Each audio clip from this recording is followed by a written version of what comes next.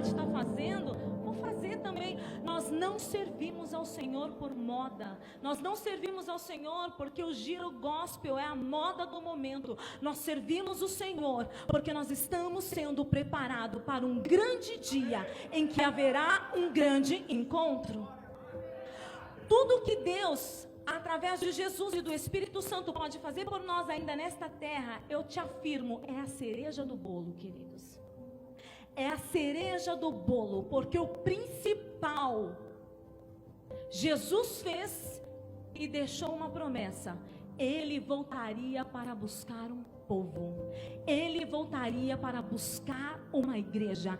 Essa é a essência pela qual nós servimos a Deus. Por isso é que essa é a essência. Eu sirvo a Deus com dor sem dor, tendo abundância, tendo falta. Eu sirvo a Deus tendo e não tendo. Eu sirvo a Deus com doença ou eu sirvo a Deus saudável. Eu sirvo a Deus em todo o tempo, porque eu já entendi em meu espírito que servir ao Senhor nessa terra, Ele está me preparando para um grande dia de um grande encontro, aonde neste dia, neste grande encontro, eu viverei com Ele a eternidade inteira. Bom dia, graça e paz a todos. Você que está conectado conosco, graça e paz, seja bem-vindo. Nós damos início agora ao nosso culto de louvor e adoração ao Senhor. Pedimos a você uma gentileza, compartilhe o link para que muitos tenham a possibilidade de cultuar conosco, para que estejamos conectados pelo Espírito do Senhor, através dessa ferramenta que é a internet, com muitos irmãos, para juntos cultuarmos ao nosso Deus neste domingo especial, domingo em que celebramos a ressurreição e a vida de Jesus em nós. Quero dar início a esse culto fazendo menção à palavra de Deus que está lá em Mateus capítulo de número 28, verso 5 diz assim: o anjo disse às mulheres: não tenham medo. Eu sei que vocês estão procurando Jesus, que foi crucificado, mas Ele não está aqui. Ele ressuscitou como Ele tinha dito. Venham ver o lugar onde Ele jazia. Vão depressa e digam aos discípulos dele: Ele ressuscitou dentre os mortos e está indo adiante de vocês para a Galiléia. E lá vocês o verão. Notem que eu já os avisei. Então nós neste domingo celebramos exatamente o que está escrito por Mateus aqui nesse evangelho, que Jesus, ele já não está mais morto, mas Jesus está vivo. Jesus vive e reina para todo sempre. Então é uma manhã em que eu te convido a fechar os olhos, falar com esse Jesus que está aqui, que está aí, se manifestando a nós agora por grande amor, graça e misericórdia. E nós celebramos ao Senhor nesta manhã pela vida e pela ressurreição, porque Ele ressuscitou, nós temos esperança. Porque Ele ressuscitou, nós temos vida. Porque Ele ressuscitou, nós vencemos a morte como Ele venceu. Feche os teus olhos, vamos orar ao Senhor com esse coração grato e alegre, porque Ele ressuscitou e vive dentro de nós e habita pelo Teu Espírito dentro de cada um de nós. Pai, obrigada por esta oportunidade esta manhã. Oportunidade essa de podermos celebrar a vida do Senhor em nós. Oportunidade essa em que podemos celebrar, Senhor, a ressurreição do terceiro dia. Oportunidade essa, Senhor, em que podemos, Pai, ter a esperança de habitar com Deus na eternidade. Obrigada, Jesus, por esta manhã. Obrigada, Senhor, pela vida que temos do Senhor. Obrigada, Jesus, por ser quem Tu és para nós. Obrigada, Senhor, por ter nos escolhido. Obrigada, Jesus, por ter nos amado. Obrigada, Senhor, pela Tua proteção contínua e diária sobre nós, sobre nossa casa, sobre a nossa família. Obrigada, Senhor, pela morte de cruz em nosso lugar. Obrigada, Jesus, pela vida abundante que o Senhor nos dá. Muito obrigada, Senhor. O nosso coração esta manhã, apesar de crise, apesar de dificuldades, ele está grato por quem o Senhor é. O nosso coração está grato porque o Senhor é aquele que nos mantém, nos sustenta. O nosso coração está grato porque o Senhor tem sido o nosso provedor, o nosso ajudador. Clamamos ao Teu Espírito agora, Senhor. Enche as casas, enche os corações com a Tua presença. A Tua presença que traz alegria, a Tua presença que traz esperança. Enche as casas agora com o Teu grande amor e poder. Que esta manhã seja uma manhã de salvação, seja uma manhã de libertação, quebra de cadeias, de algemas. Que seja uma manhã, Senhor, aonde o Teu Espírito nos encontra mais uma vez para todo o aperfeiçoamento e obra do Senhor em nós. Faz o que o Senhor quer fazer em nossas vidas. Nós te damos liberdade, Senhor. Nós estamos nesta manhã conectados pela internet, mas não somos espectadores, somos adoradores de um Deus vivo, de um Deus verdadeiro, de um Deus poderoso, de um Deus que fez a maior de todas as promessas, de que um dia Ele retornará para buscar uma igreja, para buscar um povo, para buscar uma nação, Senhor. Pai, nós te damos graças e a Ti, Senhor, que cultuamos, que prestamos culto, que prestamos a nossa adoração e entregamos a nossa reverência nesta manhã. Jesus, Tu és o nosso Senhor, Tu és a vida em nós, Tu és aquele que era, aquele que é e aquele que há de vir. Ao Senhor nós nos curvamos, nos inclinamos. Ao Senhor nós entregamos a nossa manhã, o nosso dia e tudo que temos e tudo que somos, Pai. Graças te damos, permanece com cada um de nós, em nome de Jesus. Amém e amém, Jesus. Oh, maravilhoso é o Senhor. Adore a Deus conosco, bendiga o Senhor conosco. Aonde você está aí, se você puder se colocar de pé, fechar os teus olhos, levantar as tuas mãos e adorar a beleza do Senhor, dar graças ao nome dEle, liberar palavras de amor, de adoração ao nosso Deus. Aleluia, Jesus.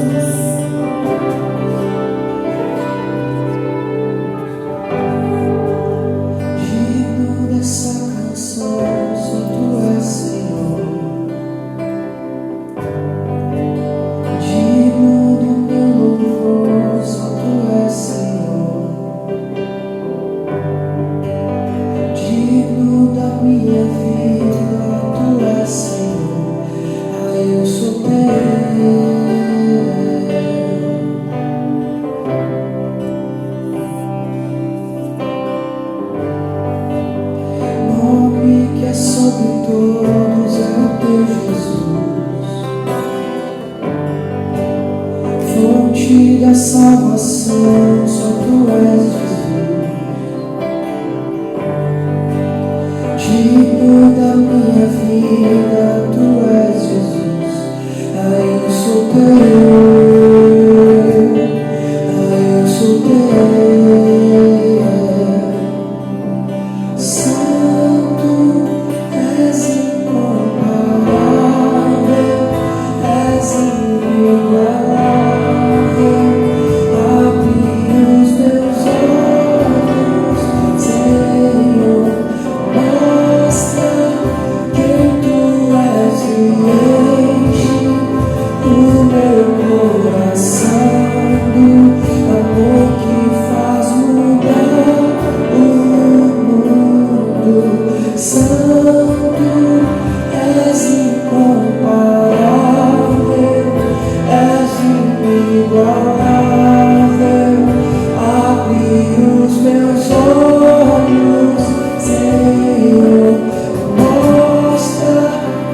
Tu és e enche o meu coração do amor que faz mudar o mundo.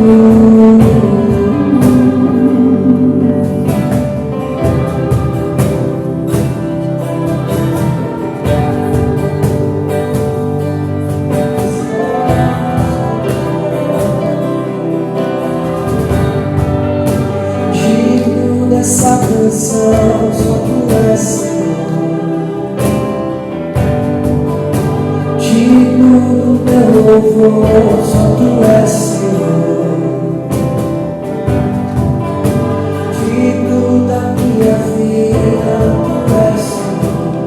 Ah, eu sou Teu.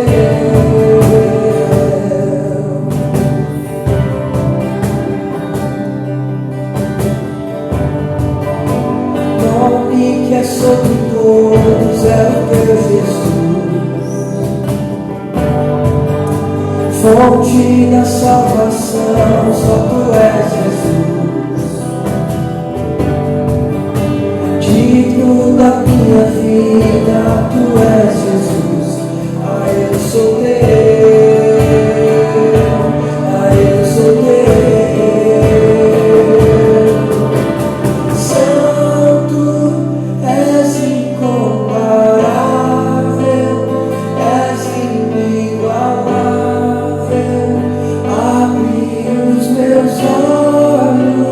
Senhor, mostra quem Tu és.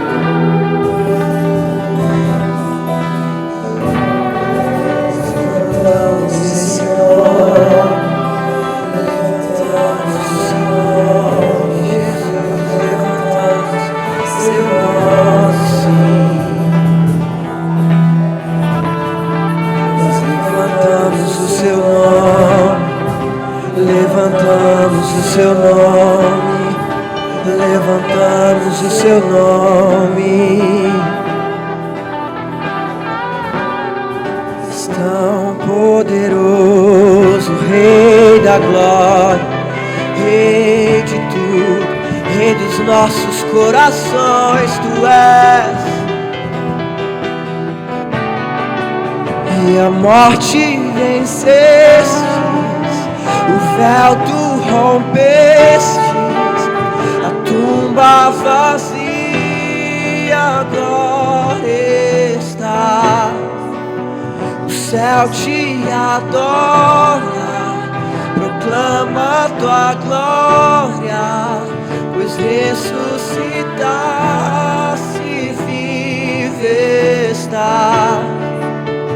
És invencível, inigualável, hoje pra sempre reinarás.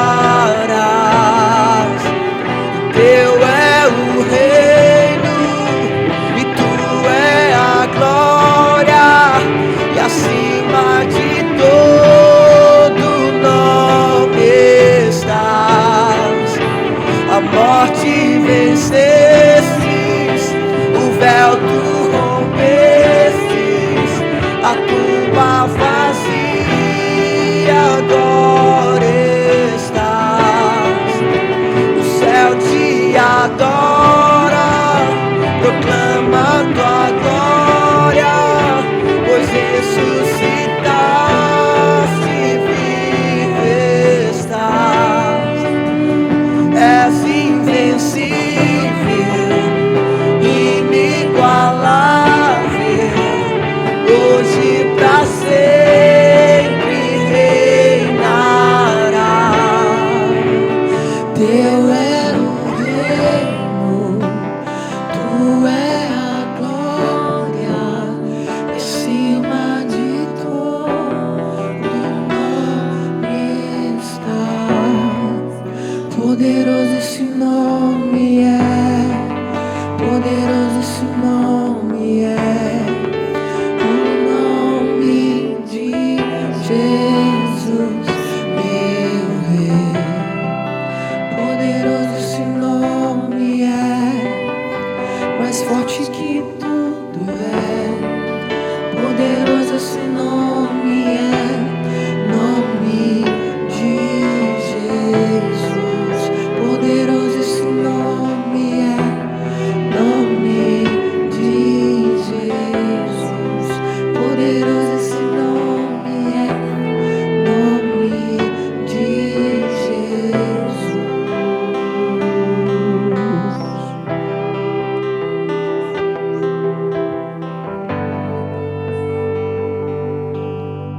Maravilhoso Jesus.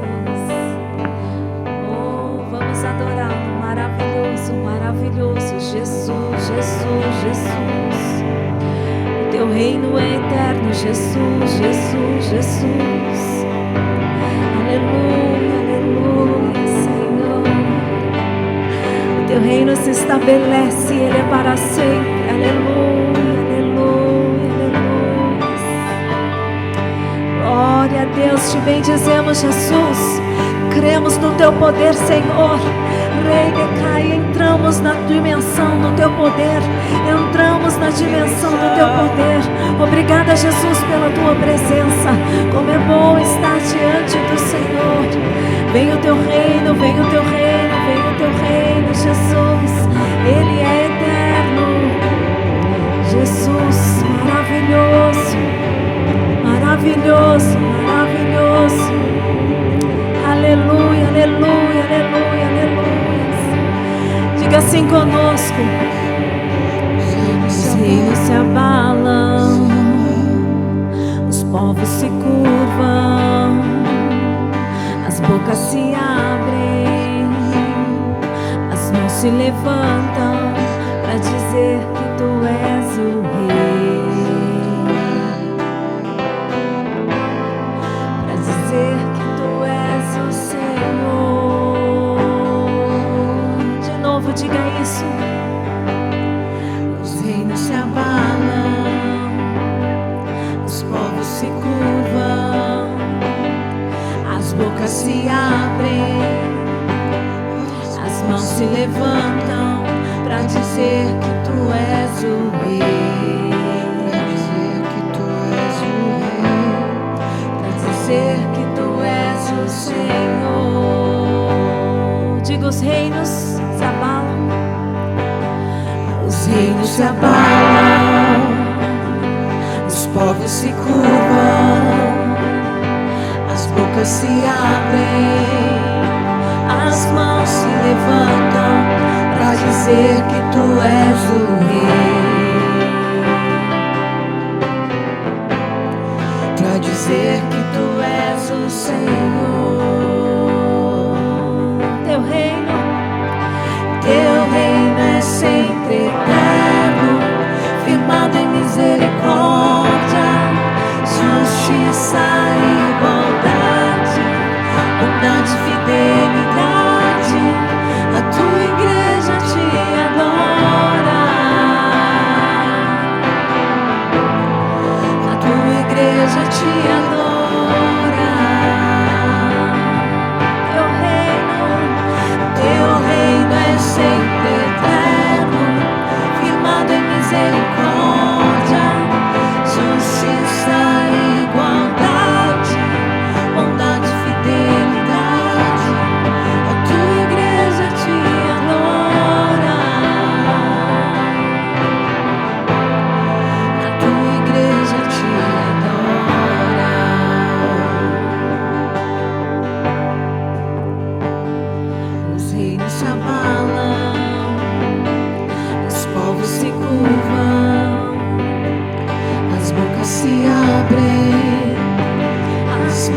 se levantam para dizer que tu és o Rei.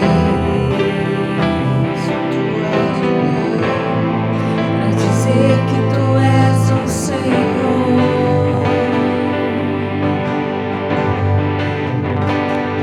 Os reinos se abalam, os povos se curvam, as bocas se abrem, as mãos se levantam para dizer que tu és o Rei. Para dizer que tu és o Rei. Para dizer que tu és o Senhor. Diga isso, teu reino.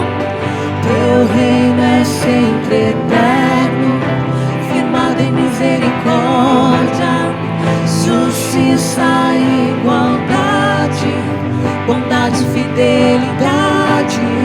A tua igreja te adora. A tua igreja te adora. Teu reino é sempre eterno, firmado em misericórdia, justiça e igualdade, bondade e fidelidade. A tua igreja te adora. A tua igreja te adora.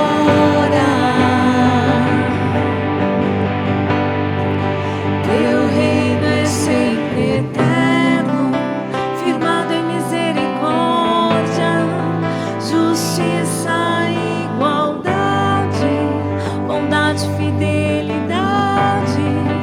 Tua igreja te adora. A tua igreja te adora.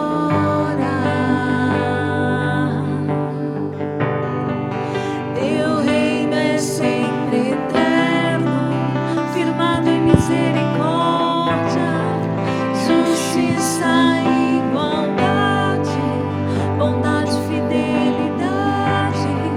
A tua igreja te adora. A tua igreja te adora.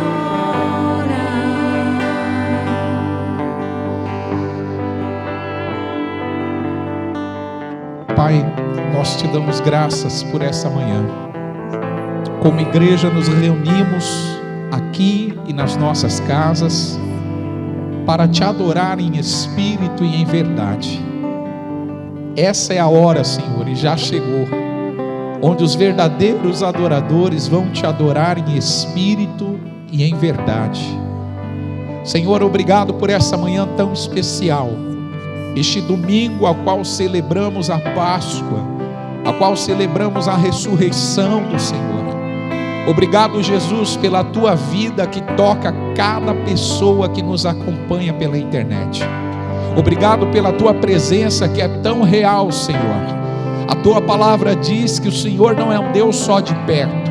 A tua palavra diz que o Senhor é um Deus de longe também. E com certeza, mesmo a distância que separa fisicamente nós dos nossos irmãos, não é a distância que nos separa espiritualmente. Espiritualmente estamos juntos, conectados, adorando ao Senhor.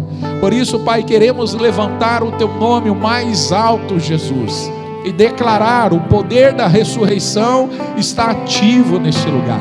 O poder da ressurreição está ativo nessas casas.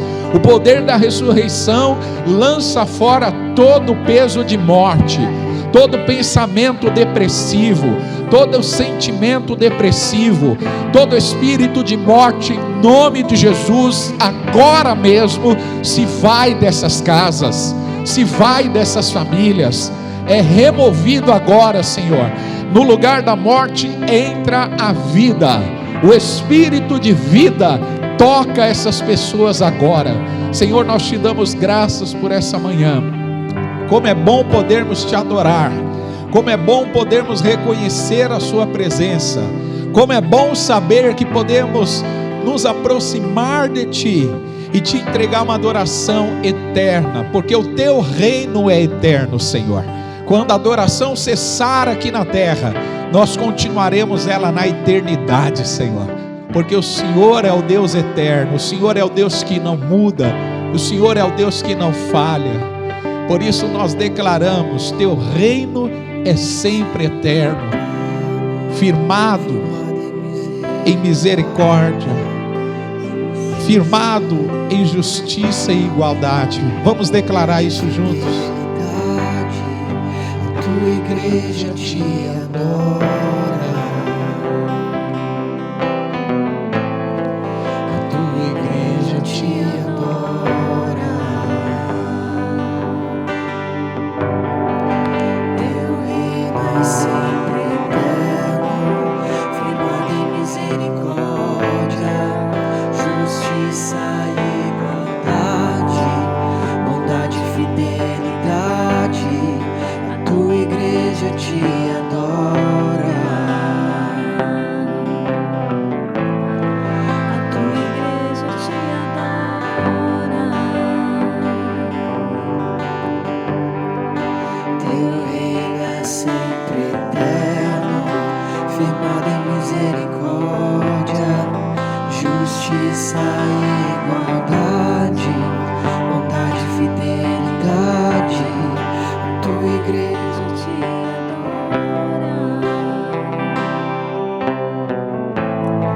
A tua igreja te adora. Bom dia, irmãos. A paz do Senhor para todos vocês que estão aí nas suas casas, nas suas salas, em qualquer lugar que você esteja. Essa é uma manhã para a gente ser grato, para nós sermos gratos, porque o Senhor, apesar de nós estarmos separados fisicamente, o Senhor, Ele nos faz estar em Cristo Jesus. Então todos em espírito estamos só em um lugar, que é em Jesus. Amém? Esse é um tempo de calamidade, de gemidos, como nós temos estudado há algum tempo, alguns domingos. Eu gostaria de trazer uma palavra para nós todos meditarmos, que ela diz que mesmo no período de calamidade, aliás, no tempo de calamidade, é um tempo propício para a igreja de Deus contribuir, para a igreja de Deus se manifestar. Lá em Atos capítulo 2, é o início da igreja. Esse texto relata o tempo em que a descida do Espírito Santo aconteceu em Pentecostes, e nesse tempo, os discípulos, a igreja, a população, ela estava em um tempo onde tinha muita desigualdade, onde tinha muito preconceito, onde a igreja, onde os cristãos, onde os judeus, eles eram subjugados a uma cultura que não era a cultura de Deus, e onde eles sofriam perseguições, então eles gemiam.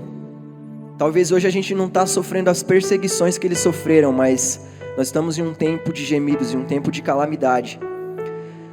E a palavra diz lá no versículo 42 de Atos capítulo 2: e perseveravam na doutrina dos apóstolos e na comunhão e no partir do pão e nas orações.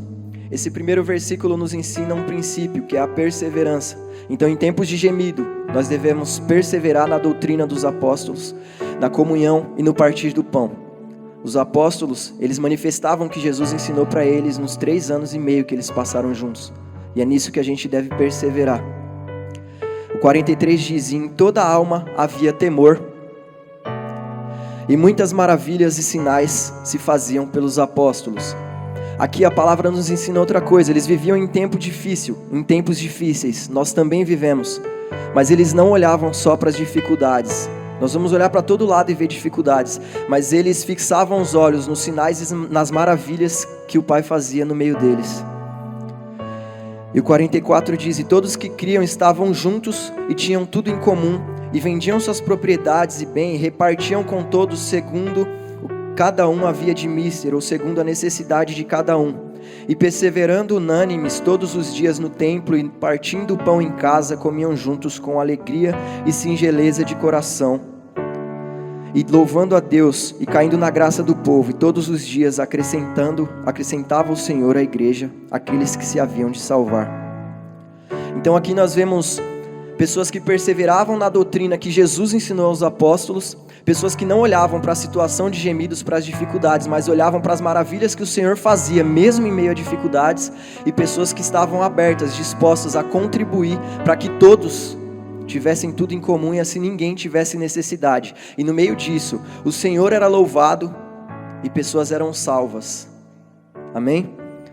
Mas existe uma coisa que nesse tempo ela nos limita, ela nos impede de agir dessa forma. Isso se chama medo. Ter medo não é errado. Nós somos humanos, somos falhos, somos frágeis. E eu sei que nesse momento você que está me assistindo nessa conexão com a gente, talvez você esteja com medo. Em muitos momentos nós sentimos medo. Mas João, lá em 1 João, capítulo 4, verso 14, esse mesmo João que estava junto com esses apóstolos nesse tempo da igreja, ele diz: e nós temos visto e damos testemunho de que o Pai enviou o Filho como Salvador do mundo. Então aqui nós aprendemos outra coisa: em tempos de gemido, Jesus continua sendo a salvação. E o 15 diz: aquele que confessar que Jesus Cristo é o Filho de Deus, Deus permanece nele e ele permanece em Deus. E nós conhecemos o amor e cremos nesse amor que Deus tem por nós. Deus é amor e aquele que permanece no amor permanece em Deus e Deus permanece nele. Então para todo aquele que crê que Jesus, ele é a salvação, esse permanece em Jesus e Jesus também permanece nele. E nisto o amor é aperfeiçoado em nós, para que no dia de juízo, ou no dia de calamidade, ou no dia de tristeza, mantenhamos a confiança. Pois assim como Ele é, também nós somos. Se nós cremos em Jesus, Ele é a nossa salvação. Essa palavra diz que no dia do juízo, no dia da calamidade, assim como Ele é, nós também somos. Os apóstolos, eles traziam, carregavam esperança, que era a mensagem de Jesus. Nesse tempo nós, a igreja do Senhor, temos um chamado apostólico para carregar e manifestar Jesus no mundo. E o melhor de tudo é que quando nós temos conexão com esse amor, não existe medo. Pelo contrário, o perfeito amor lança fora todo medo. Porque o medo envolve castigo e quem teme não é aperfeiçoado no amor. Mas nós o amamos porque Ele nos amou primeiro. Gostaria que nesse momento você pegasse as suas ofertas. Aliás, vai aparecer as contas aí da igreja.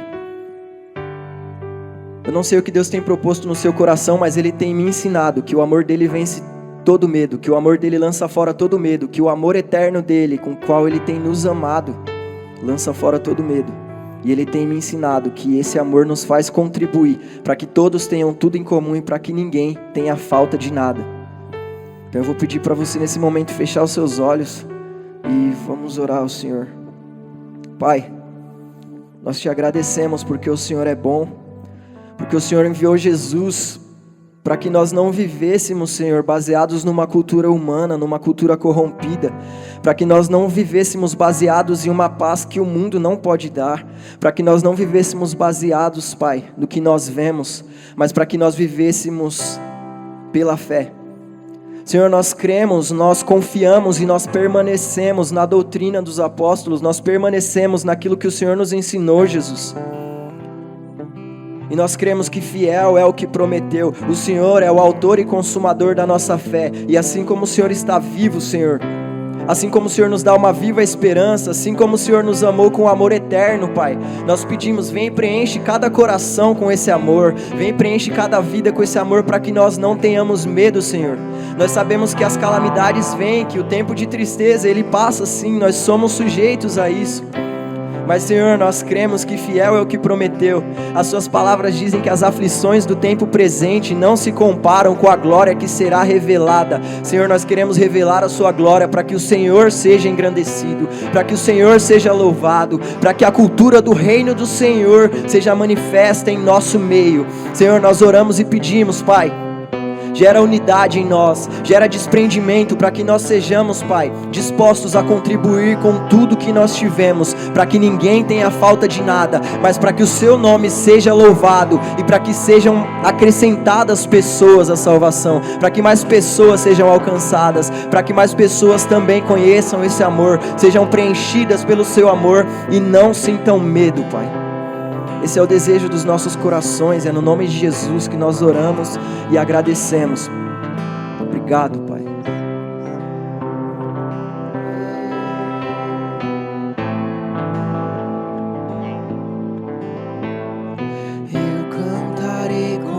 teus anjos uma nova canção, e seguirei o caminho do onde quer que for, saciarei minha sede nos teus rios de amor, e buscarei o teu rosto onde quer que for. Eu te amo mais que tudo, corro para ti. Não há outro que me enche de alegria e paz. Eu quero te amar como nunca amei alguém. O meu coração é teu, o meu coração é teu. Eu quero me perder nos teus olhos de amor. O meu coração é teu, o meu coração é teu.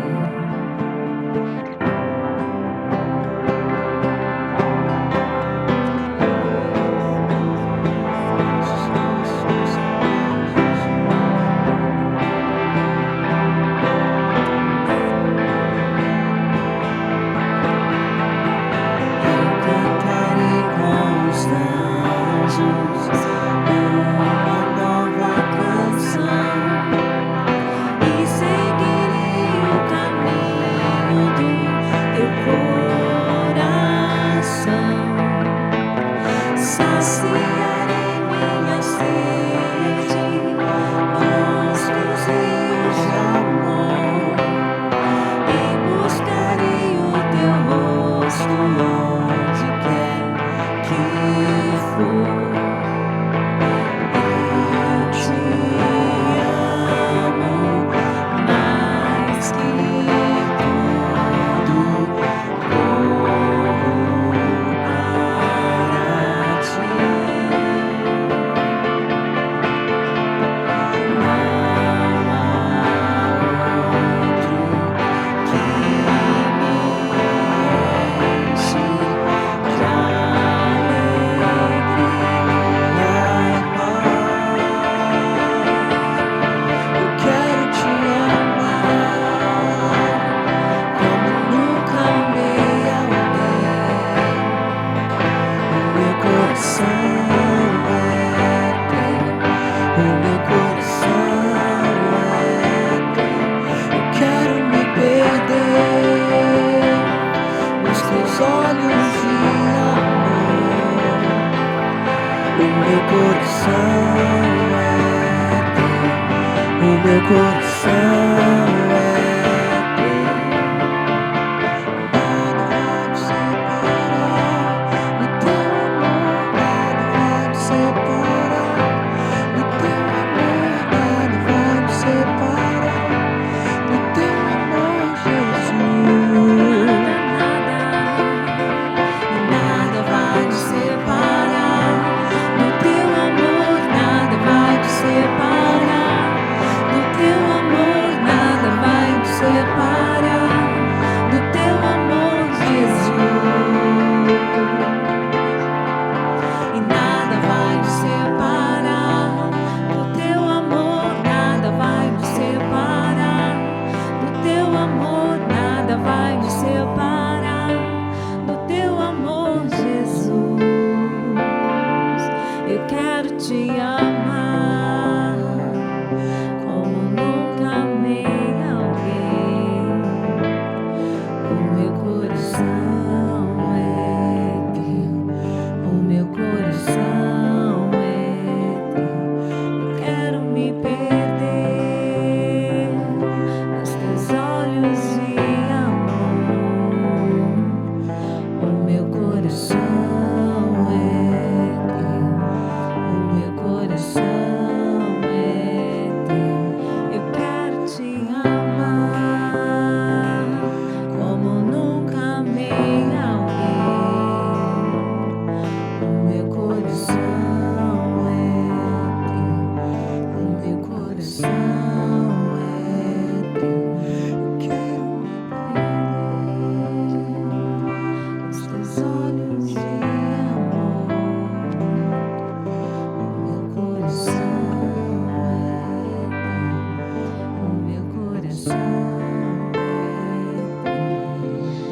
Queridos, bom dia, que a graça e a paz esteja contigo nessa manhã, manhã de festa, manhã de celebração.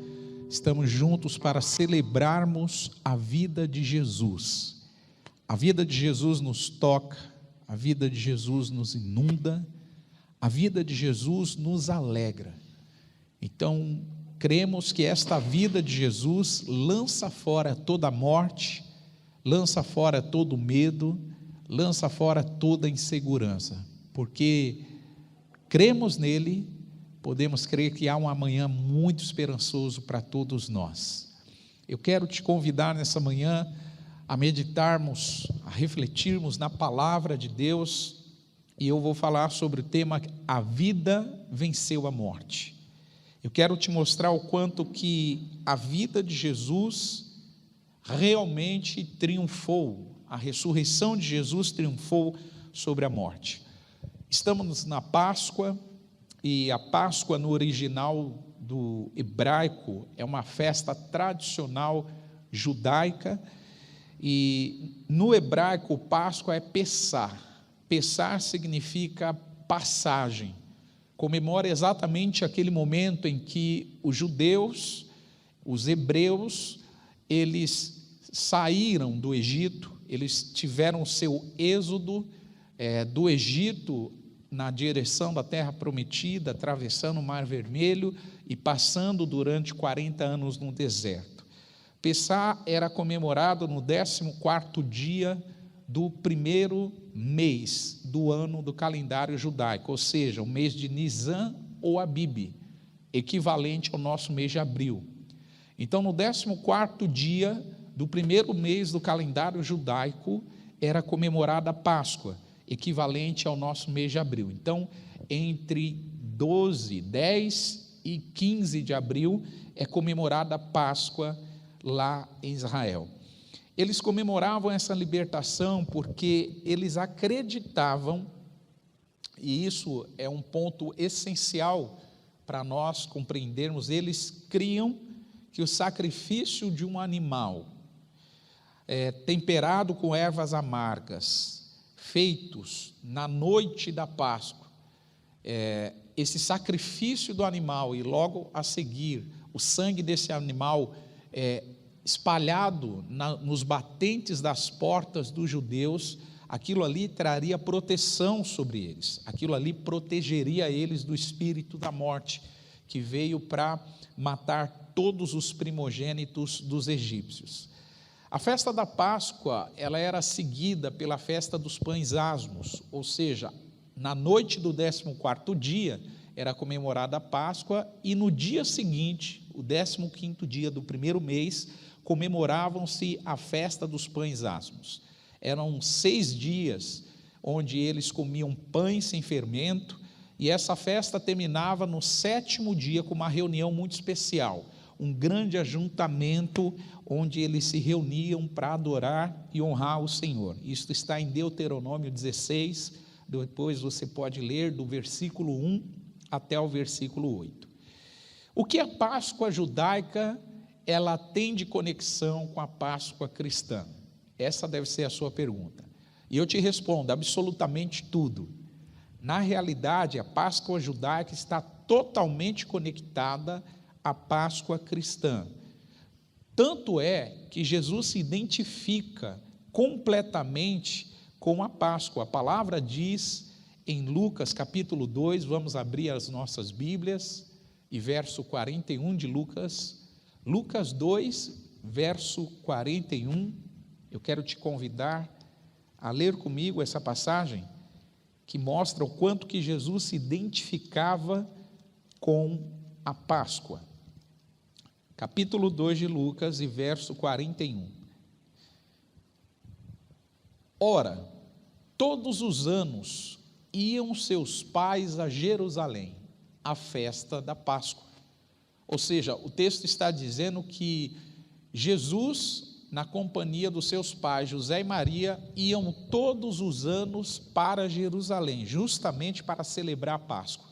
Então, a família de Jesus, por ser uma família judaica, uma família de princípios judaicos, era uma família que subia, como todas as outras famílias judaicas, a Jerusalém para celebrar a Páscoa. Então Jesus se familiarizou com a Páscoa desde muito cedo, e a palavra diz que quando ele cresceu, quando ele iniciou o seu ministério, quando ele juntou 12 apóstolos, que foi a sua equipe, 12 discípulos, Jesus ele demonstrou que desejava viver muito intensamente a última Páscoa, a última refeição com seus discípulos. Isso está em Lucas 22, abre comigo, 22 de Lucas, verso 13 ao 15. Lucas 22, do 13 ao 15. E indo eles, acharam como lhes havia sido dito, e prepararam a Páscoa. E chegada a hora, pôs-se à mesa, e com ele os 12 apóstolos. E disse-lhes, preste muita atenção nessa expressão, desejei muito comer convosco esta Páscoa, antes que padeça. O que esse texto mostra para nós, é que aquele momento da última Páscoa, que Jesus participaria com seus discípulos, foi um momento muito desejado, um momento muito esperado. Jesus aguardou com grande expectativa aquele dia, e essa noite, irmãos, era uma quinta-feira onde depois dessa refeição da Páscoa, Jesus foi preso e levado a julgamento. Diga-se de passagem, um julgamento completamente ilegítimo, porque a política se reuniu com a religião e eles fizeram uma aliança para crucificar Jesus. Você vai ver que algo que normalmente, habitualmente não acontecia, aconteceu para crucificar Jesus. Então a política se reúne com a religião e ambos se juntam para poder crucificar, para poder fazer um julgamento ilegítimo para condenar Jesus à crucificação. Jesus foi acusado por duas acusações principais. A primeira, do ponto de vista religioso, Jesus foi acusado de se comparar a Deus, de se chamar filho de Deus. Ele se identificou como filho de Deus, e aquilo era uma blasfêmia para os religiosos. E no segundo ponto de vista, Jesus, ele foi acusado de se declarar rei. Então, do ponto de vista político, isto era uma afronta. Então, Jesus foi acusado de ser o filho de Deus, do ponto de vista religioso, de ser igual a Deus, ser semelhante a Deus, e foi acusado do ponto de vista político de ser um rei. E a palavra mostra que eles satirizam sobre isso. Tanto é que na crucificação, Jesus recebe uma coroa de espinhos. Quem era que portava coroas era o rei. Jesus recebe um manto vermelho, feito com qualquer tipo de material, porque os reis tinham mantos reais. Jesus recebe um caniço na sua mão, aquilo ali representando um cetro, porque todos os reis tinham cetros. Então, eles acusam Jesus injustamente de ser alguém que trazia consigo essa identidade, essa identificação como rei. Mas a gente entende pela palavra de Deus algo muito poderoso. Tudo isso aconteceu debaixo de um plano, de um propósito. A soberania de Deus estava em ação quando Cristo foi crucificado. Cristo não foi uma vítima dos romanos, Cristo não foi uma vítima dos judeus, Cristo não foi uma vítima das circunstâncias, não. Jesus nunca se projetou como vítima, pelo contrário, ele sabia perfeitamente o que lhe aguardava.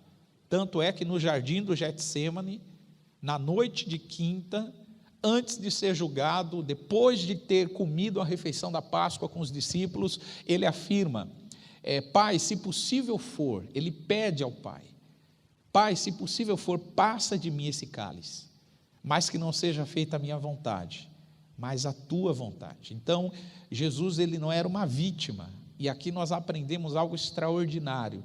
no momento de maior aflição da sua vida, Jesus não se projetou como uma vítima. Muitos de nós, quando passamos momentos difíceis, circunstâncias difíceis, muitos de nós queremos nos projetar como vítima, para que as pessoas tenham dó de nós. Ouça isso, você não é uma vítima, você não é alguém que está preso ou condicionado a essa circunstância. Essa circunstância não pode te limitar. O que você vive hoje não pode te limitar. Então, quando olhamos para a palavra, encontramos Jesus se projetando não como uma vítima, mas como um protagonista da sua própria história. E na cruz, Jesus, ele falou 7 palavras. E sobre essas 7 palavras, eu quero ministrar nesse dia de Páscoa. São as 7 últimas palavras de Jesus na cruz. A primeira palavra que Jesus disse na cruz foi uma palavra de perdão.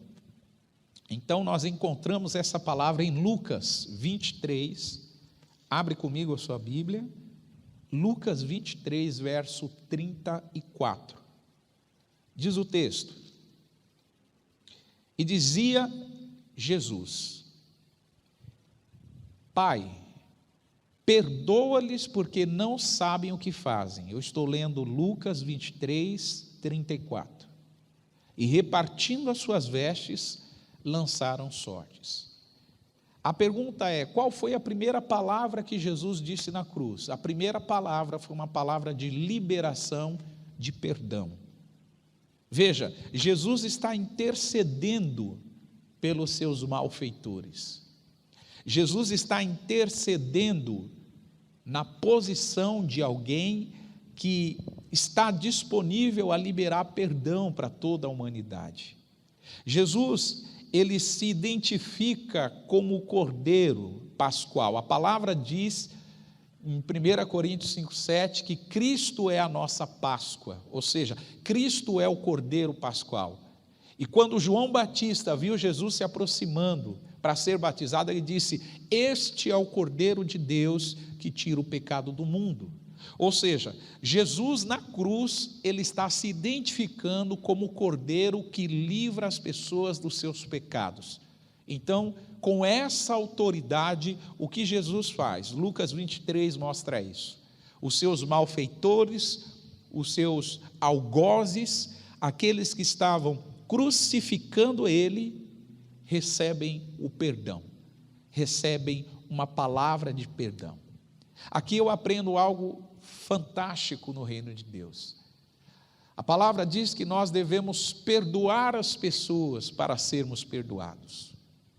E o que Jesus está fazendo é algo muito acima do que esse ensino. Jesus está liberando perdão para pessoas que sequer buscaram o seu perdão.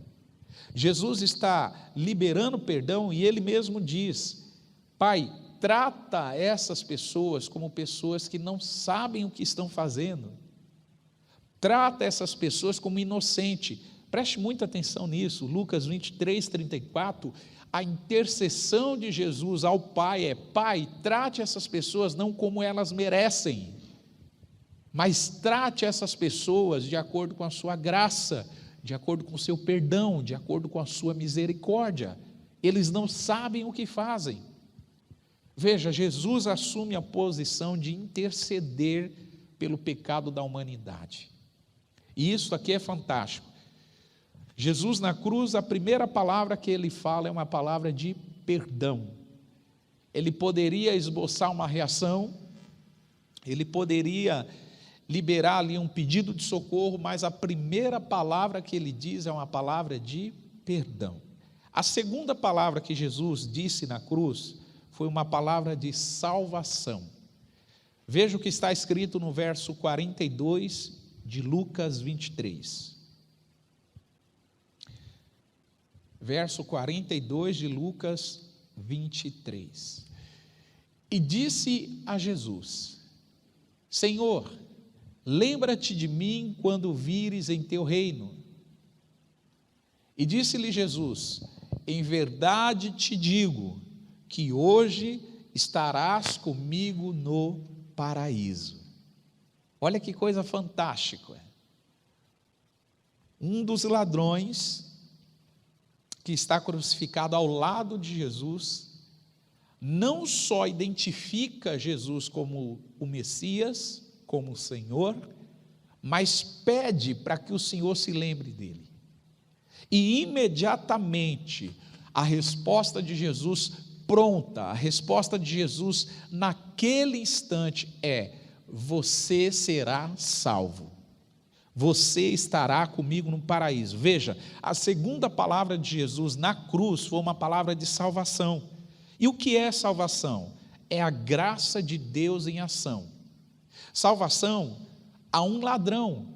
Veja, a quem Jesus está concedendo salvação? Não é um homem justo, não é um homem que não pecou. Jesus está concedendo salvação a um pecador, a um ladrão, a um homem que não merecia ser salvo. É importante lembrar que Jesus usa a expressão aqui paraíso pela primeira vez na Bíblia. Isso aqui é inédito. A palavra paraíso, ela não aparece em outros momentos antes disso. Jesus disse: a partir de agora você vai inaugurar um local onde muitos desejarão, e este local é o paraíso.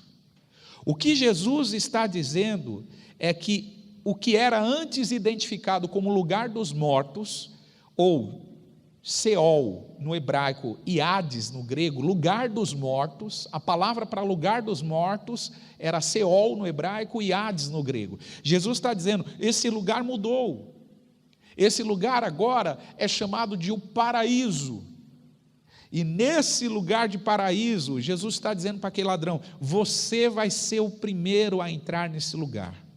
Jesus passou a chamar esse lugar dos mortos de paraíso para aqueles que partem salvos, para aqueles que partem na presença dele. É muito importante que você observe um detalhe. A primeira pessoa que entrou no paraíso foi um ladrão, que estava vindo de uma vida de crimes, que não foi batizado, porque esse ladrão não teve tempo de ser batizado.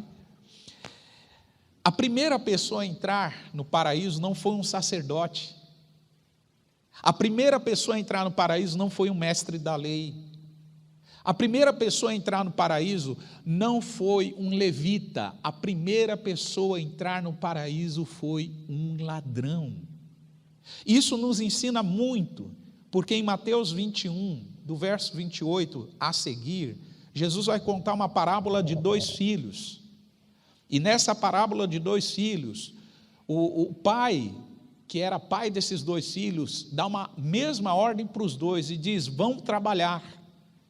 A palavra diz que o primeiro filho, ele diz: não vou, e mais tarde ele se arrepende e depois vai. E nessa parábola, o segundo filho, que diz que ia trabalhar, não foi.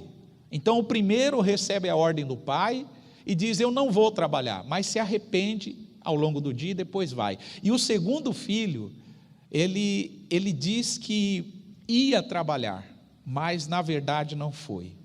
E aí no verso 31 de Mateus 21, eu gostaria de ler isso com vocês. Mateus 21, 31, que conta essa parábola. Jesus faz uma pergunta para aqueles que estavam ouvindo essa parábola, e a pergunta é a seguinte: qual dos 2 fez a vontade do Pai? E aí disseram-lhe eles: o primeiro, ou seja, aquele que disse que não ia, mas que no meio do dia se arrependeu e acabou indo. Disse-lhe Jesus: em verdade vos digo que os publicanos e as meretrizes entram adiante de vós no reino de Deus. Olha que coisa linda, gente. Quem entrou primeiro no paraíso? Um ladrão. E antes de Jesus autenticar a entrada do ladrão no paraíso, Jesus ele conta uma parábola de um pai que tinha 2 filhos. E de um dos filhos que se arrependeu. Veja, o filho disse diante da ordem do pai: eu não vou trabalhar. Mas ele se arrepende e depois vai. E aí Jesus pergunta: qual desses 2 filhos fez a vontade do Pai? As pessoas dizem: o primeiro, porque ele se arrependeu. E Jesus diz algo fantástico. Jesus diz que publicanos e meretrizes entram primeiro no reino dos céus do que muitos religiosos. Por quê?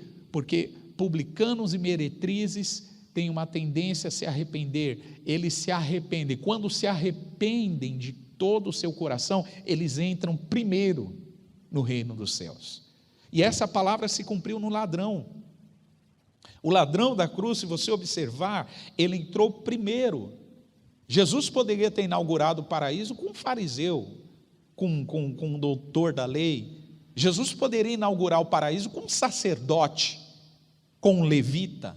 Mas não, ele inaugurou o paraíso com um ladrão.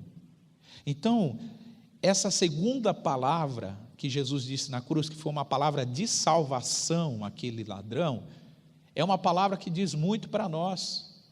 Ouça isso: Jesus foi à cruz, morreu e ressuscitou para te dar vida, e vida em abundância.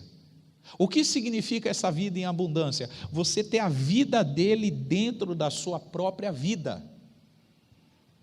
Isso não quer dizer que você mereça. Veja, você é um candidato à salvação não pelos seus méritos, mas por aquilo que Jesus fez na cruz em seu favor. Pensa comigo, esse ladrão merecia o paraíso? Jamais. Esse ladrão não merecia o paraíso, mas ele entrou. Porque salvação é a graça de Deus em ação. Então, a segunda palavra de Jesus na cruz foi uma palavra de salvação. A terceira palavra de Jesus na cruz foi uma palavra de solidariedade. Abre comigo João, capítulo 19, e verso 26. João, capítulo 19, e verso 26. Diz a palavra: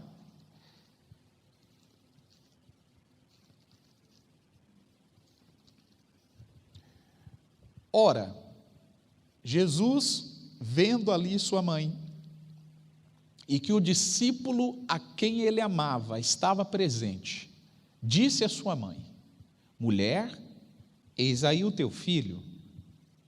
Depois disse ao discípulo: eis aí a tua mãe. E desde aquela hora, o discípulo a recebeu em sua casa. Olha que interessante, irmão. Jesus estava crucificado, e Jesus percebe uma cena na crucificação, e ele direciona o seu olhar para aquela cena. Depois de liberar uma palavra de perdão aos seus malfeitores, depois de liberar uma palavra de salvação ao ladrão, Jesus vai liberar uma palavra de solidariedade.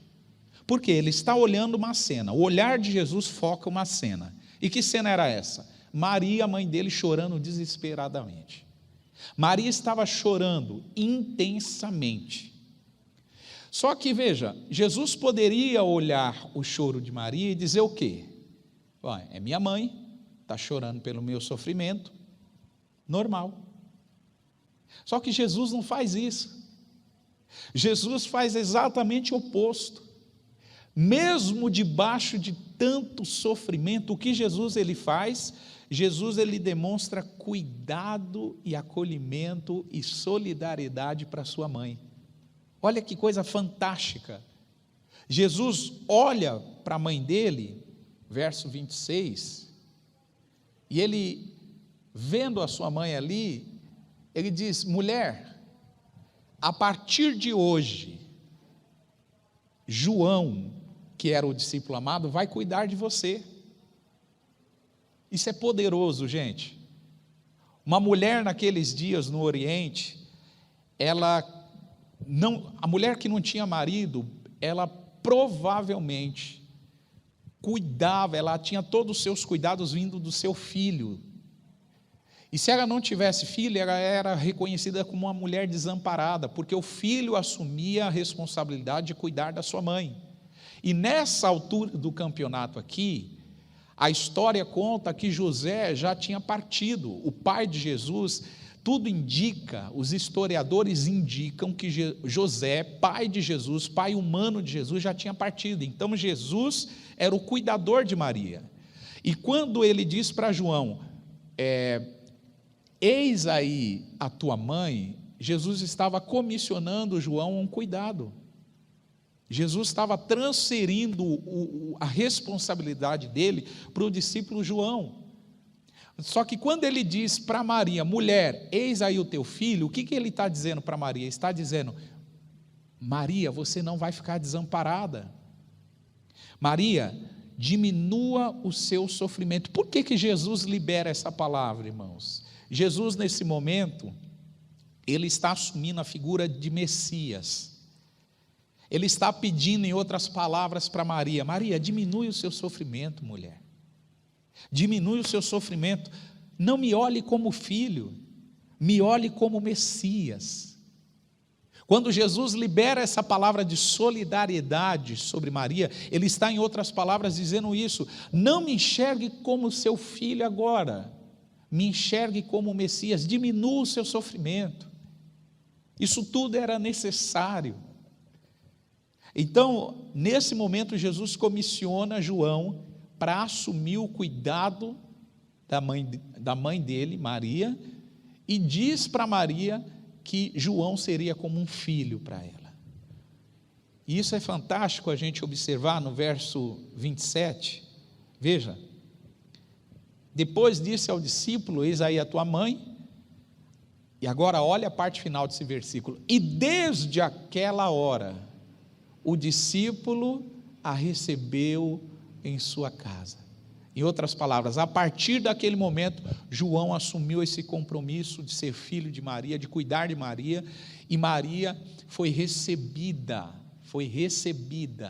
na casa, e ambos ficaram juntos. Então nós percebemos aqui uma palavra de solidariedade. Então as 3 primeiras palavras que Jesus liberou na cruz, foi uma palavra de perdão aos seus malfeitores. A segunda palavra foi uma palavra de salvação ao ladrão que estava crucificado ao lado dele. A terceira palavra foi uma palavra de solidariedade liberada sobre Maria. E a quarta palavra foi uma palavra de angústia. Angústia. Abra comigo Mateus 27 e verso 46. Mateus 27, 46.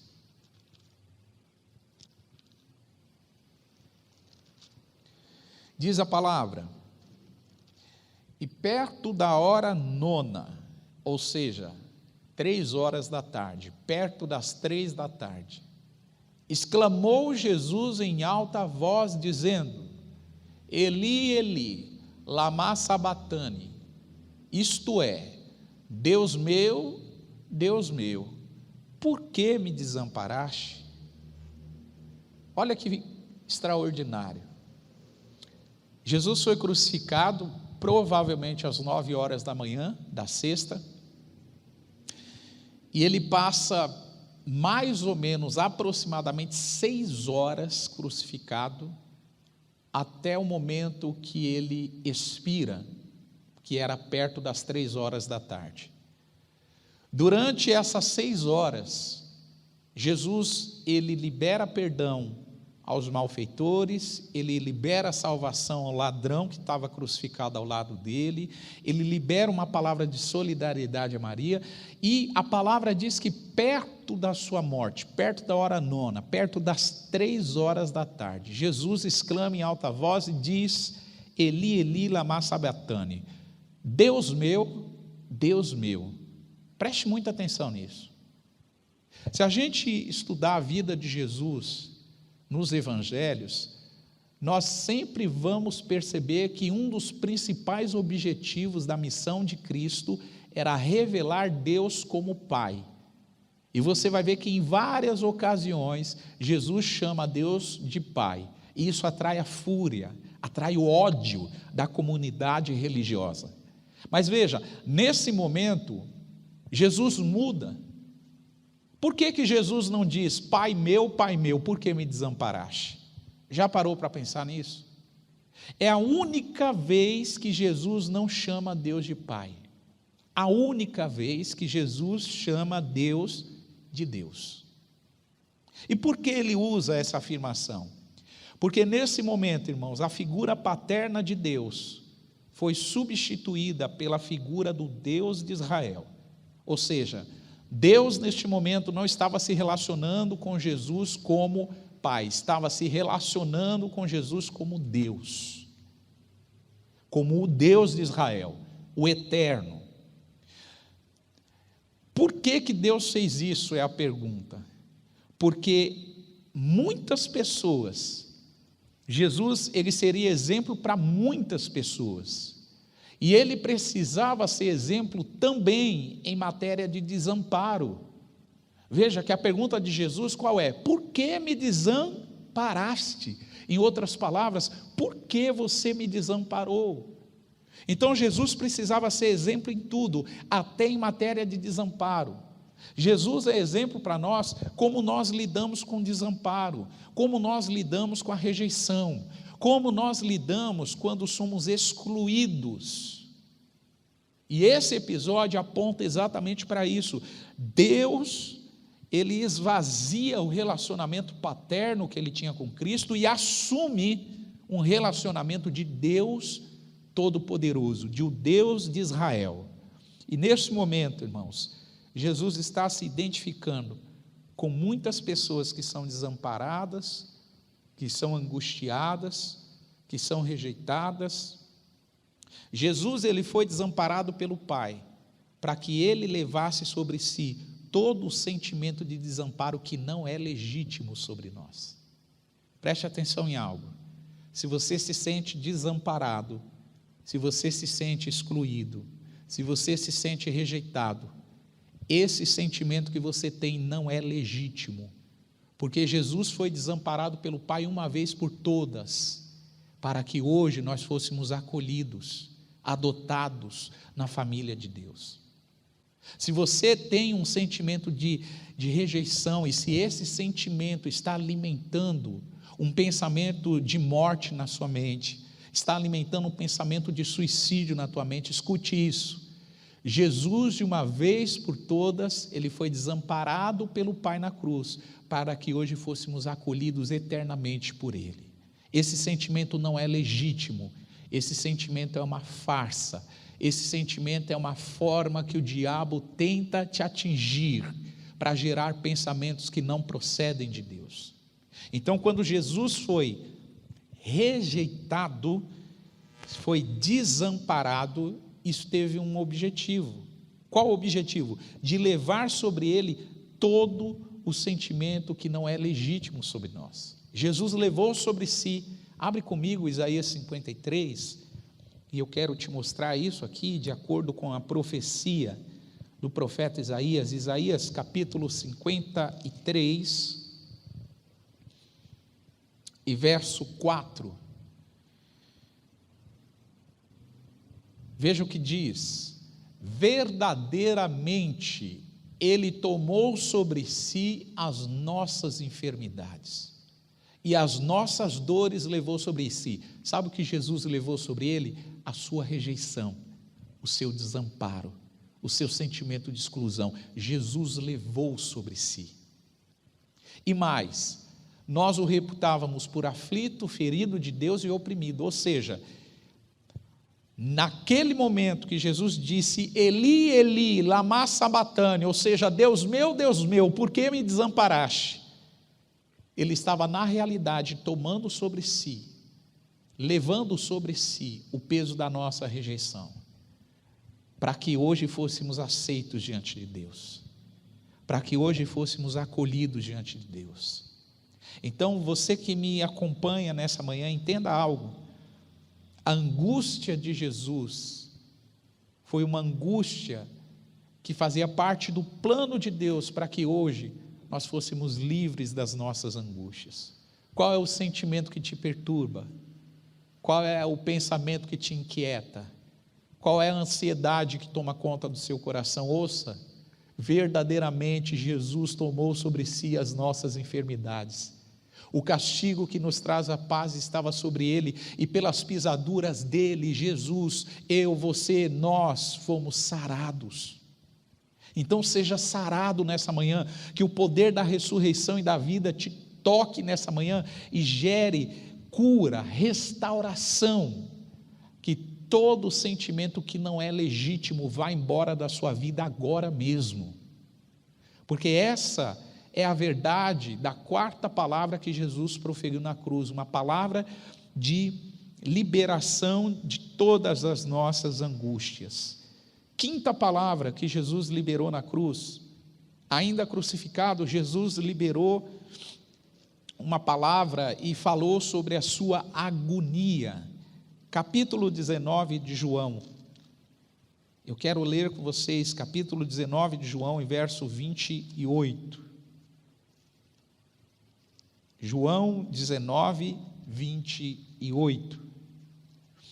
Depois disso, sabendo Jesus que já todas as coisas estavam terminadas, para que a Escritura se cumprisse, ele disse: tenho sede. Estava, pois, ali um vaso cheio de vinagre, e encheram de vinagre uma esponja, e pondo-a num sopo, chegaram à boca dele. Irmãos, quando Jesus, depois de demonstrar uma palavra de angústia, ele demonstra uma palavra de agonia. Por quê? Porque ele sente sede. E quando ele sentiu sede, ele demonstra a sua humanidade.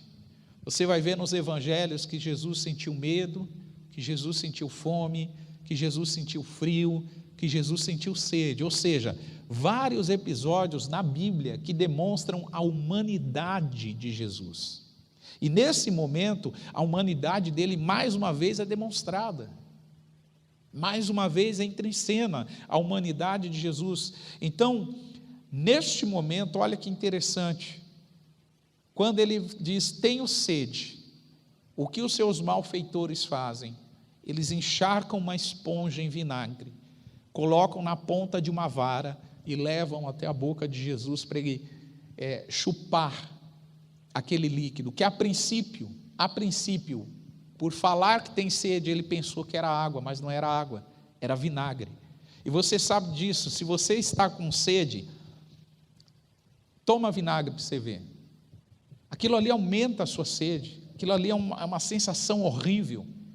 Jesus já estava crucificado, Jesus já estava debaixo de sofrimento físico, emocional, psicológico, todo tipo de pressão, seu corpo totalmente dilacerado, e quando ele diz tenho sede, eles levam até Jesus vinagre para aumentar a sede dele, ou seja, a mensagem que os malfeitores estavam dizendo para Jesus com aquela ação era que o seu sofrimento seja aumentado, que o seu sofrimento seja ainda mais intenso. Se você tem sede, que a tua sede aumente. Se você está sofrendo, que o teu sofrimento aumente. Era essa a mensagem que os malfeitores estavam dando para Jesus. Lembrando que a primeira palavra que Jesus liberou na cruz e foi direcionada aos malfeitores foi uma palavra de perdão. Eles ouviram Jesus dizendo: Pai, perdoa porque não sabem o que fazem.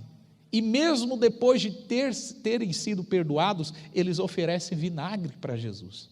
Percebe a sequência desses fatos? E isso é tão interessante, porque se você olhar a trajetória de Jesus, o ministério de Jesus começa com ele jejuando no deserto. E quando termina o jejum do deserto, a palavra diz que Jesus teve fome. Esse foi o início do ministério de Jesus. E Jesus termina o ministério dele na cruz. E ele termina o ministério na cruz dizendo o quê? Tenho sede. Ele começa dizendo, tenho fome, e termina dizendo, tenho sede.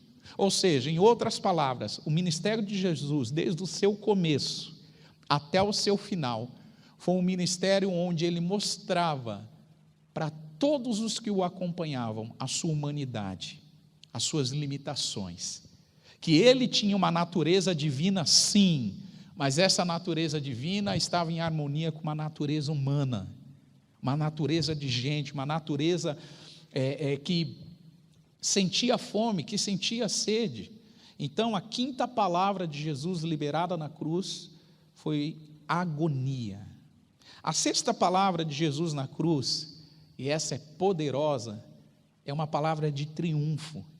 Veja o que está escrito no verso 30 de João 19. Verso 30 de João 19.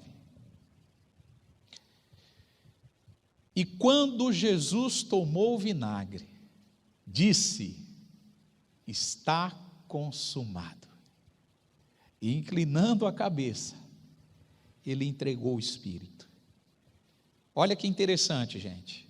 Jesus toma o vinagre, a agonia toma conta dele, mas mesmo a agonia tomando conta, ele libera uma palavra na sequência. E qual é a palavra que ele libera na sequência? Está consumado. Essa palavra no grego é tetelestai. E tetelestai, que significa está consumado, significa 4 coisas. Essa palavra era usada em 4 circunstâncias naqueles dias, na cultura judaica. Primeira circunstância, quando um filho completava a obra de um pai, quando um pai mandava o filho fazer alguma coisa, entregava uma missão para um filho. Quando o filho terminava, ele dizia tetelestai, em outras palavras, acabei, pai, completei a missão e a tarefa que o Senhor me entregou. A segunda circunstância era quando alguém comprava uma propriedade, um terreno, uma casa, alguma coisa naqueles dias. E essa pessoa recebia as promissórias, as parcelas de pagamento. E quando ela pagava a última parcela, vinha um carimbo no pagamento da última parcela dizendo: está liquidado, está acabado, você pagou a sua dívida, que era tetelestai, está consumada essa dívida. A terceira ocasião em que a palavra está consumado era usada, era quando um escravo, por iniciativa do seu senhor, ele recebia uma carta de liberdade, de alforria, e essa carta vinha assinada pelo senhor dele, e ele carimbava também com essa palavra, tetelestai, ou seja, está consumado, está completamente livre.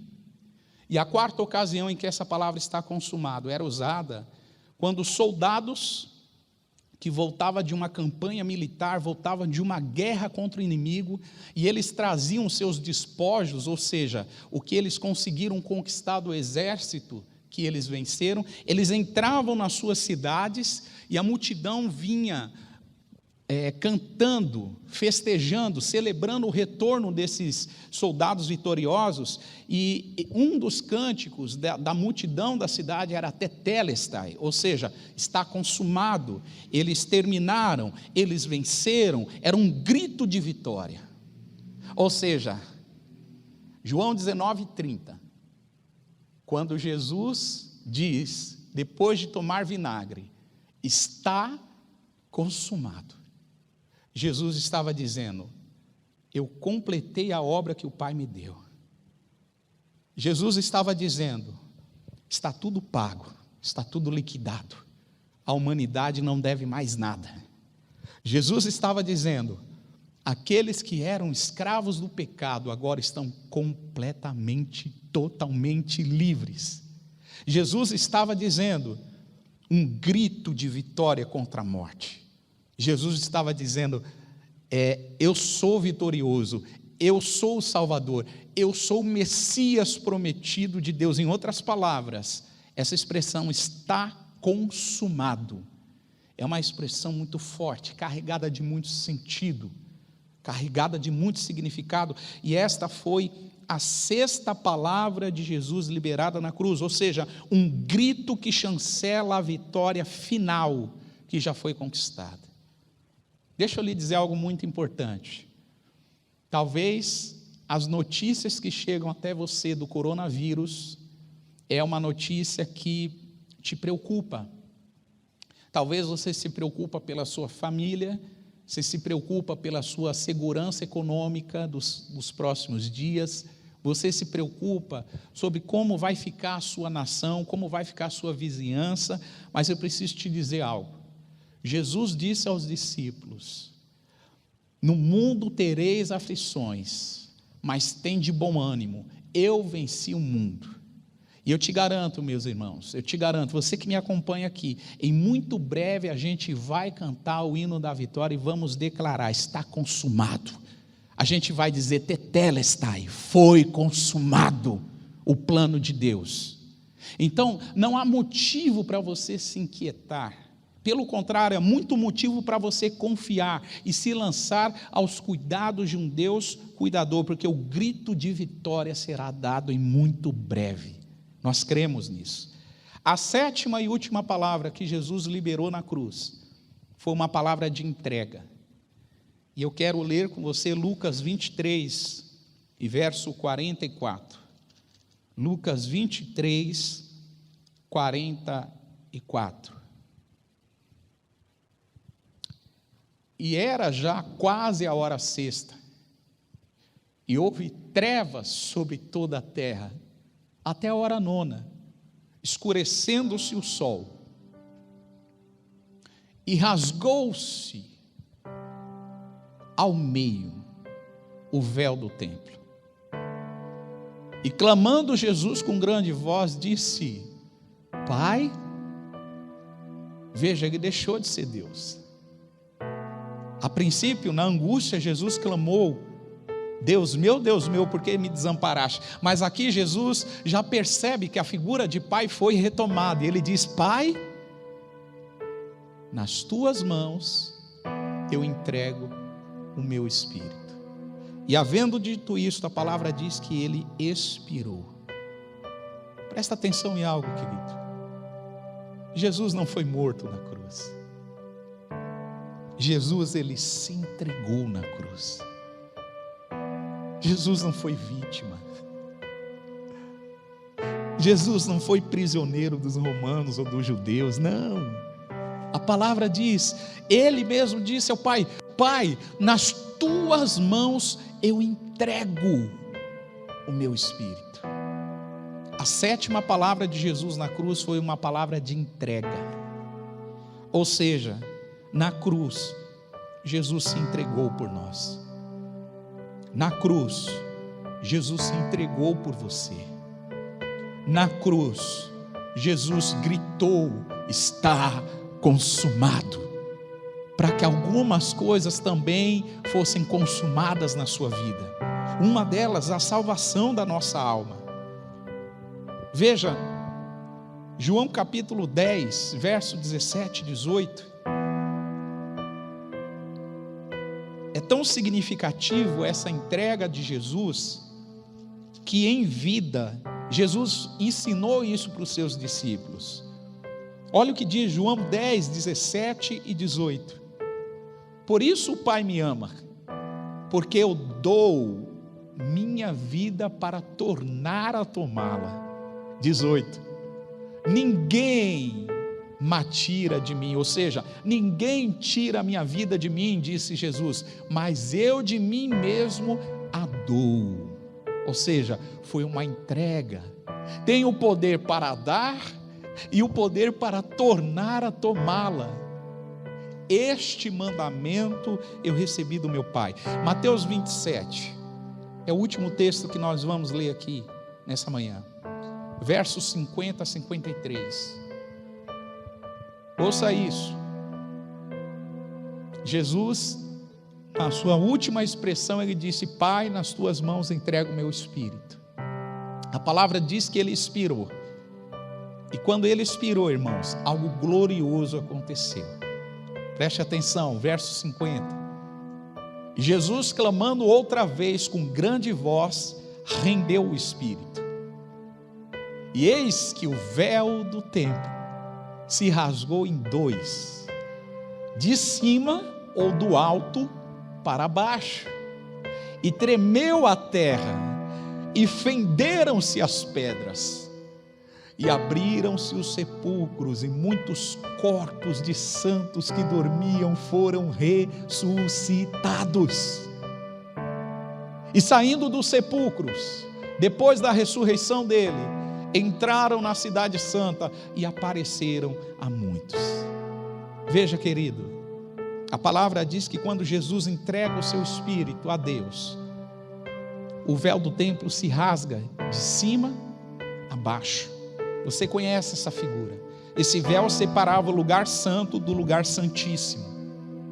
E olha que interessante, na tradição judaica, quando um pai perdia um filho, a dor daquele pai era tamanha, quando um pai perdia um filho, que ele pegava a roupa do filho dele e rasgava essa roupa, mas ele rasgava de baixo para cima. Ele mostrava a indignação, a tristeza, a angústia dele de perder um filho, rasgando a roupa do filho de baixo para cima. Agora você percebe que quando Jesus expira, Deus faz o inverso. Ao ver o filho dele expirando para entregar salvação a todo mundo, Deus rasga o véu, não é mais de baixo para cima, como um pai na tradição judaica fazia. Ele rasga o véu de cima para baixo. Ele inaugura um novo tempo, ele inaugura uma nova fase, ele inaugura um novo nível de relacionamento com Deus. A palavra diz que Jesus é a nossa ressurreição. A morte de Jesus não foi um acidente. A morte de Jesus não foi uma trama dos romanos ou dos judeus. A morte de Jesus foi um plano perfeito de Deus executado para salvar toda a humanidade. Verso 1 de Lucas 24, nós vamos encerrar lendo isso. Nós lemos esse texto na abertura desse culto e queremos ler esse texto nesse encerramento.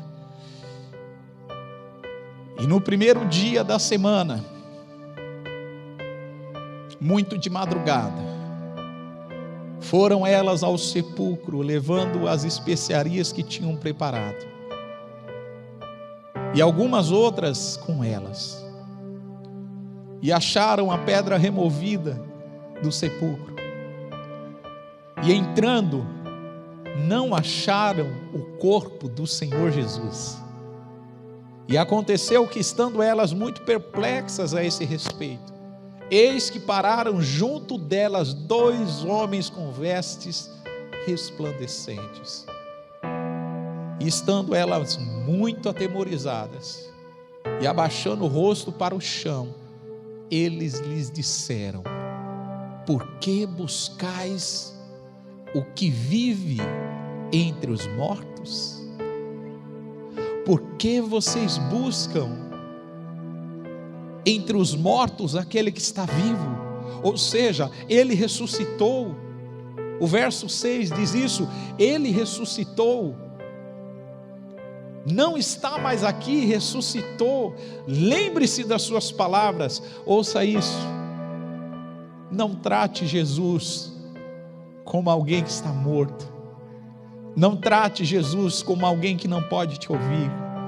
Não trate Jesus como alguém que está impossibilitado de entrar, de operar e de transformar a sua vida. Jesus ressuscitou. Nós estamos aqui para declarar que as 7 últimas palavras de Jesus na cruz, ou seja, primeiro, uma palavra de perdão; segundo, uma palavra de salvação; terceiro, uma palavra de solidariedade; quarto, uma palavra de angústia; quinto, uma palavra de agonia; sexto, uma palavra de triunfo; e sétimo, uma palavra de entrega. As 7 últimas palavras de Jesus na cruz apontam para uma única verdade: Jesus morreu não para ficar preso e condicionado ao poder da morte. Ele venceu a morte, ele ressuscitou. A palavra diz que ele tomou a chave do inferno e da morte, e hoje ele está vivo para todo sempre. Nós vamos adorá-lo nessa manhã, nós vamos adorá-lo nesse momento. Vamos fazer isso com todo o nosso coração. Se você pode, levante as suas mãos. Se você pode, cante ao Senhor. Se você pode, exalte ao Senhor. Ele está vivo, Jesus está vivo. Vamos adorá-lo.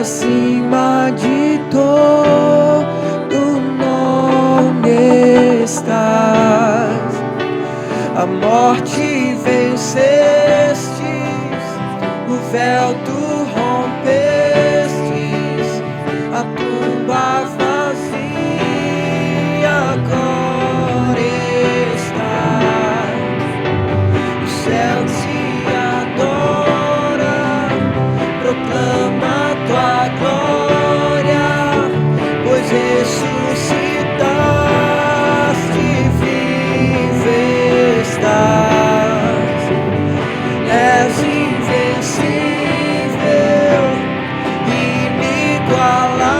inigualável, hoje pra sempre reinará. Teu é o reino,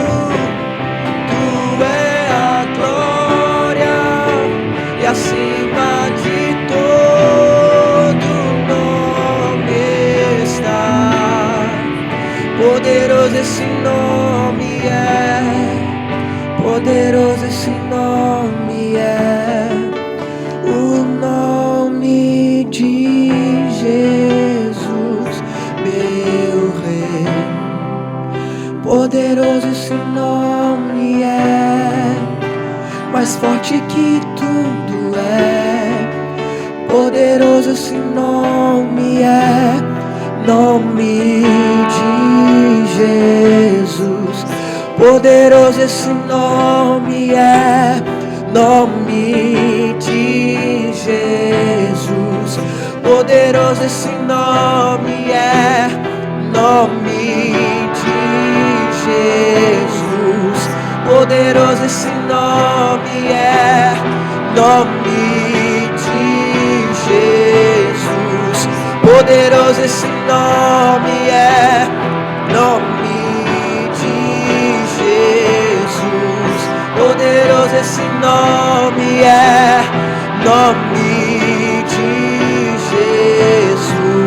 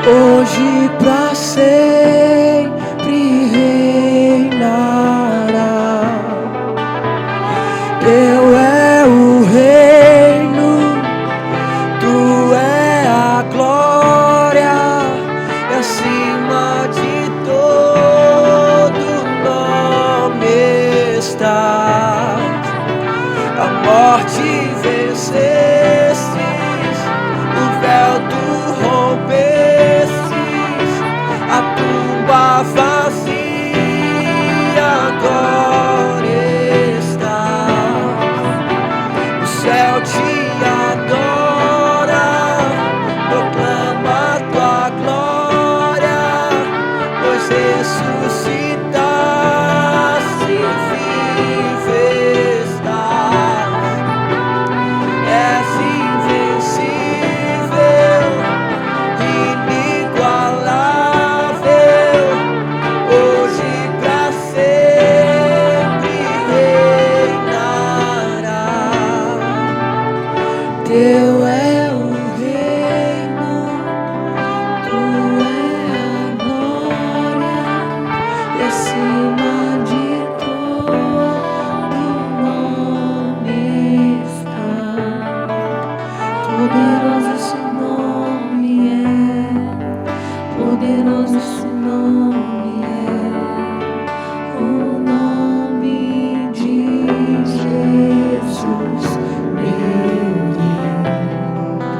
Poderoso esse nome é, mais forte que tudo é.